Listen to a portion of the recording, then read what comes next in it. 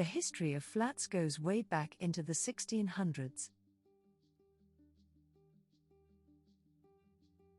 Throughout the Renaissance, men and women alike wore flat shoes with a pointed toe. The length of the shoe's point was an indicator of nobility. The more noble the aristocrat, the longer the shoe's point. However, it was the wedding of the future Queen of France, Catherine de' Medici, which changed the trend. For her wedding, she wore shoes with a high heel in order to further raise herself up from all the other nobles. From then on, flat shoes became passé.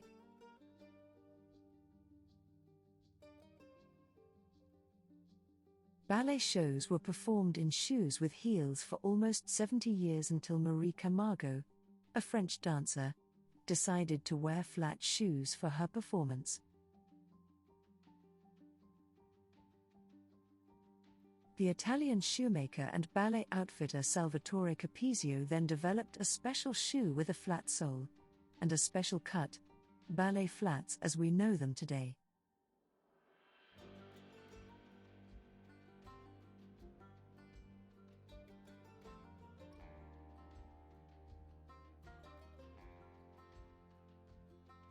One of the most important names in the history of ballet flats is Rose Repetto.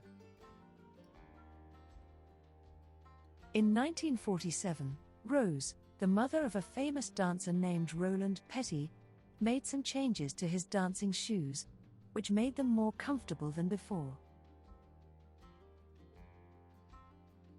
The comfortable dance shoes were a huge success, and Rose Repetto was able to open her own small manufacturing production in Paris.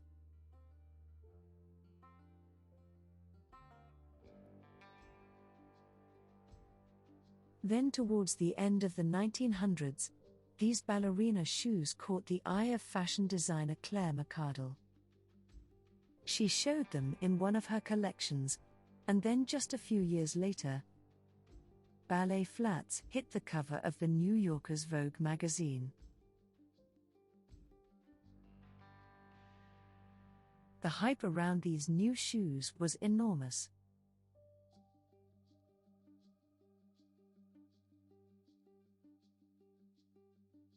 International actresses like Audrey Hepburn wore them with delight in films like Et Dieu cria la femme, Cinderella in Paris, and Breakfast at Tiffany's.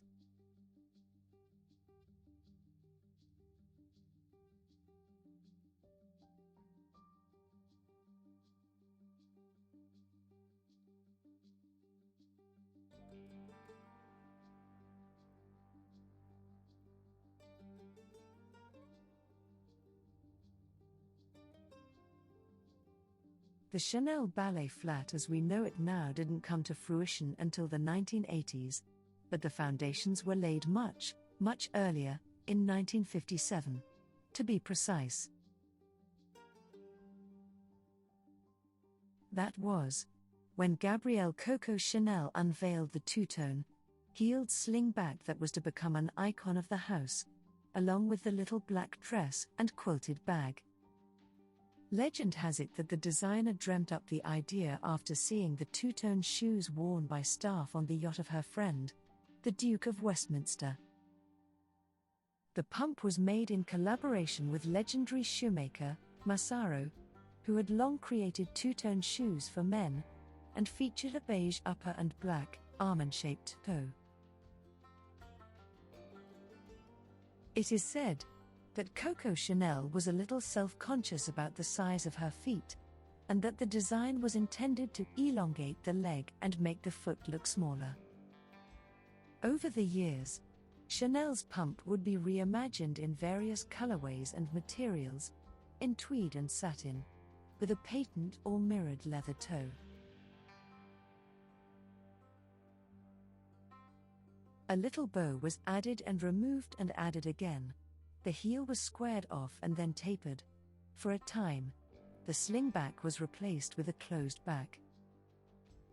Depending on the guise, and even in original beige and black, it was appropriate for both casual daytime jaunts and dressed-up cocktail parties. "With 4 pairs of shoes, I can travel the world," said the designer, alluding to the versatility of this chic slingback, which, incidentally, was reprised in a version most close to its original likeness in 2015.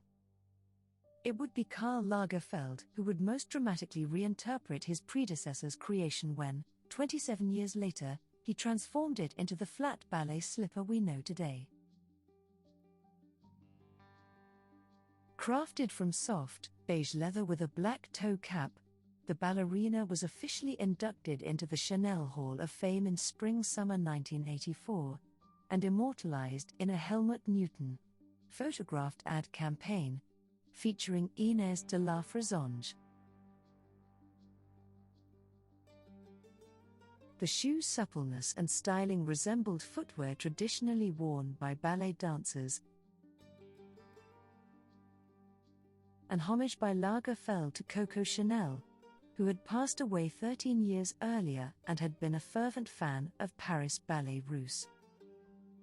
Thanks for your watching, and don't forget to subscribe.